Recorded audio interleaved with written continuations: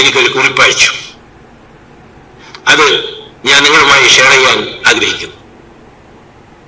കഴിഞ്ഞ പ്രാവശ്യം ഞാൻ ഇവിടെ വന്നപ്പോൾ പോപ്കോണിന്റെ കഥ പറഞ്ഞത് കുറെ ആൾക്കാർ പിന്നീട് എന്നോട് ചോദിക്കുകയുണ്ടായി. ഒരു പക്ഷേ പ്രസിഡന്റിന് ഓർമ്മ ഉണ്ടാവില്ല, ഞാനൊരു പോപ്കോണിന്റെ കഥ പറയുകയായി. ഇപ്പൊ എനിക്ക് പറയാനുള്ളത് ഒരു പണ്ഡിതൻ എനിക്ക് അയച്ചു തന്ന ഒന്നാണ്. ദൈവം, നമ്മളെല്ലാവരും വിശ്വാസികളാണ്, വിശ്വാസികളോടാണ് പറയുന്നത്.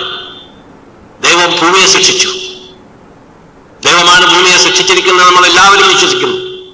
നാം എല്ലാവരും ദൈവത്തോട് പ്രാർത്ഥിക്കുന്നവരാണ്. പല രീതിയിലായാലും ദൈവത്തോട് നമ്മളെല്ലാവരും പ്രാർത്ഥിക്കുന്നവരാണ്. നമ്മളെല്ലാം വിശ്വാസികളാണ്.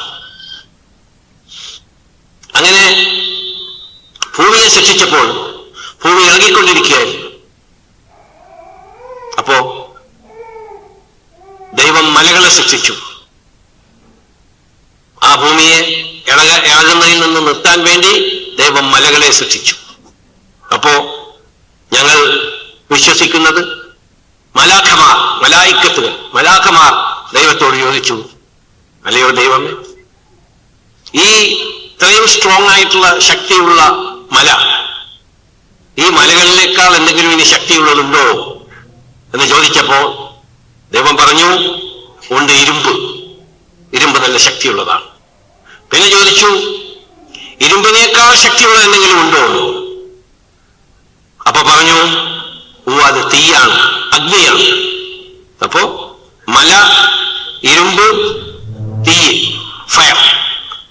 ഫയറിനെ സൃഷ്ടിച്ചു ദൈവം. പിന്നെ ചോദിച്ചു, അത് ഈ തീയിനേക്കാളും ശക്തിയുള്ള വല്ലതുമുണ്ടോ എന്ന്. അപ്പൊ ദൈവം പറഞ്ഞു, മലാഖമാരോട് പറഞ്ഞു, ഉണ്ട്, വെള്ളം ശക്തിയാണ്.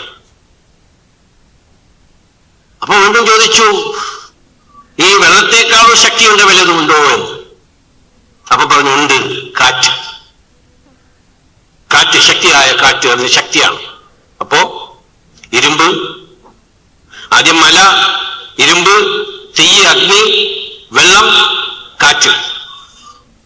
അപ്പൊ ചോദിച്ചു, അതിനേക്കാൾ ദൃഢമായത് വേറെ വല്ലതുമുണ്ടോ എന്ന്. അപ്പൊ പറഞ്ഞു, അതിനേക്കാളും ദൃഢമായത് വലത്ത് കൈകൊണ്ട് എന്തെങ്കിലും പാവപ്പെട്ടവർക്ക് കൊടുത്താൽ അത് ഇടത്തു കൈ അറിയാതെ ആ ദാനധർമ്മം കൊടുക്കുന്നതാണ് മലകളെക്കാളും, ഇരുമ്പുകളെക്കാളും, അഗ്നിയേക്കാളും, വെള്ളത്തെക്കാളും, കാറ്റിനേക്കാളും ശക്തിയുള്ളത് എന്ന് ദൈവം പറഞ്ഞു. എന്റെ സഹോദരന്മാരാണ്, എനിക്ക് പറയാനുള്ളത് ഒരു പണ്ഡിതൻ എനിക്ക് അയച്ചു തന്നതാണ്. അതാണ് പറയാനുള്ളത്.